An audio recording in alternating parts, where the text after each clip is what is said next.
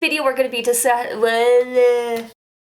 How's it going, guys? Welcome to another review video. Today's review we're going to be talking about the Japanese drama called Switch Girl, which is also based off of the manga. Switch Girl is your typical drama slash comedy type show that's based around teenagers and everything that happens in their lives. There are 2 seasons in this drama, each season containing 8 episodes, so that's a total of 16, and I felt that it wasn't long enough. I haven't really discussed if there's going to be a season 3 yet, but the way that they left the ending of season 2 was kind of up in the air for some ideas to come in. And if you are following the manga as well, that you know that there is still quite a lot of things left to cover. We have our 2 main characters, Nika and Arata. The story mainly focuses on these 2 characters and how they became as one. First main character, Nika, who we mostly revolve the story around. Nika is what we would call a switch girl, and what a switch girl is someone who hides a persona, look, and vision of themselves around in public. So what does that really mean? At home, Nika is not so very pretty and clean. She's very laid back, wears a lot of baggy clothes, her hair is all undone and up in buns. She wears this tracksuit and what we call safe panties. Safe panties are something that us women wear when we are very comfortable around the house and no one else is around and no one is going to see these. Nika eats the most atrocious food. We're talking about fish and eggs and pickle juice and pretty much things you really don't want to eat out in person because the smell and the look of it is just very unappealing. The clothes she wears is very unflattering. It's pretty much a 2-piece tracksuit. Her hair is all up in a disarray and buns, and she has glasses on, no makeup on. It's pretty much what any one of us would look like the second we get out of bed. Out in public, she's a completely different person. Her hair is perfectly done, makeup and fake eyelashes and everything galore. She wears the perfect outfits and she looks like your perfect ideal model. Pretty much what a switch girl is. Someone who is very attractive, very well put together, looks like that out in public, but once they're at home in the comfort of their own safety, they're just the complete opposite. As for other main character, Arata is a little bit different and not so much of a switch girl. He puts on glasses, he's a different kind of person. Apparently when you put glasses on, he's very unattractive. Take the glasses off, scruff up the hair a little bit more, and he's super handsome and this glorious, beautiful looking boy. I don't understand the difference, but this is how they're going with the whole switch girl mode mentality with the men. These 2 finally meet. It's chemistry. Arata actually sees Nika for her true original self without all the glorious makeup and everything else around her. Nika gets to see Arata's actual true formation, glasses off and glasses on. And pretty much of season 1 we get to see how this love evolves. Pretty much it's a one-sided love interest. Nika is very infatuated with Arata.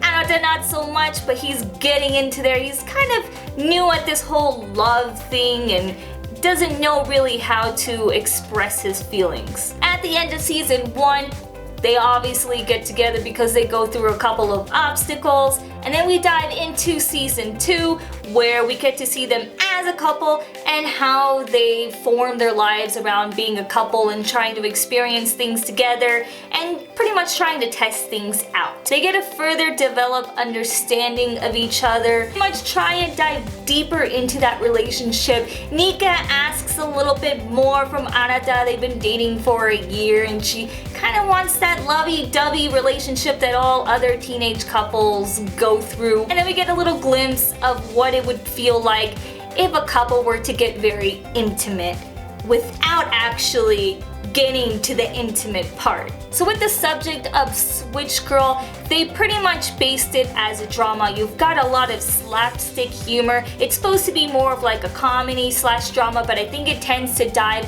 a little more into the drama. A lot of major conflicts and issues that are brought up and discussed within the 2 seasons. Sex trafficking, theft, sexual harassment, cheating, and overall a lot of violence. You also get one major huge topic such as the loss of virginity. They discuss about this a ton. Nika dives a lot into between season 1 and season 2 of how she's going to prepare herself to lose her virginity and just pretty much try to prepare herself for this sexual interaction that she really wants with Arata, because she wants them both to be closer together. Now when we got towards the end of season 2, we got to maybe where that moment could probably happen, but they kind of interacted in and stopped it, so we didn't quite get to see that kind of interaction, which a lot of people felt pretty relieved about. So a lot of people compare Switch Girl to Karekano, also called His and Her Circumstances,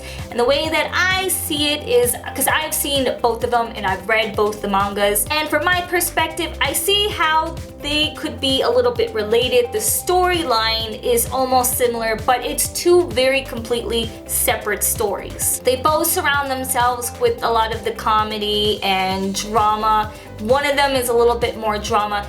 Switch Girl focuses more about everything that surrounds them and how to like bond their relationship a little bit more tighter. It's the same way almost with Karekano, except we dive with more like serious. There's a little bit more drama going on in there, and it's a whole different set of like scenarios that happen. At the beginning for both of them, the girls are almost pretty much the same. They both have a Switch Girl type mentality. How they view themselves out in public is very similar, and then at home they're a completely different person. But then as you dive a little bit more farther out, you can tell that the stories kind of go their own way, and the girls and their personalities go a way different type of route. Nika, she's a very interesting, weird person. It's almost at times very quite disturbing, the things that she does. You see her in these very awkward, disturbing situations and things that she does. She plucks out things and she fantasizes about really weird stuff.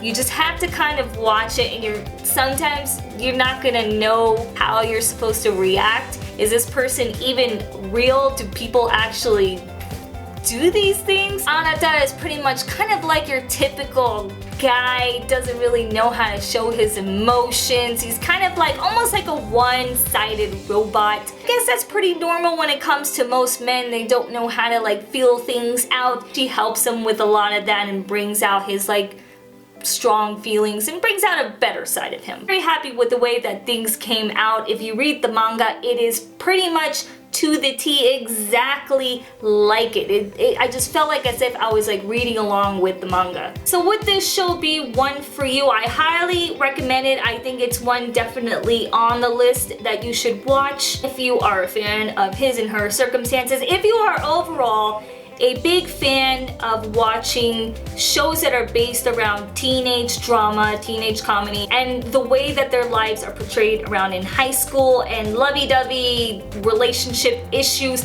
then this show will be definitely for you. This one is pretty much your typical teenage drama, teenage love, and high school crushes and things like that. So if Switch Girl is something you are definitely interested in, you can actually watch season 1 and season 2 right now on Crunchyroll. That is who I use mainly for my J-drama, K-drama, and anime. I absolutely love Crunchyroll. I cannot say any more nice things about them because they are just phenomenal. You get the best quality, and I swear this is not a plug. They are not paying me to say any of this. I absolutely love Crunchyroll and love everything they keep bringing. They keep bringing on more shows and more things for me to like entertain myself. Crunchyroll is free, but if you do subscribe to the membership, you get commercial free. You get a lot more manga, a lot more shows coming your way. Also, sometimes if a show is brand new and it is airing over in Korea or Japan, and they're bringing it over here, you actually get to see it ahead of time before non-premium users. So that's also a plus, especially for me, because sometimes I cannot wait for a show. I am hooked on a couple of them, and to have to wait that extra week, it drives me crazy. So just to have that extra membership and being able to see a lot of the premium content, it's very worth it. Thank you guys for watching. If this is your first time here, hi, my name is Panda. You should subscribe down below because I do post videos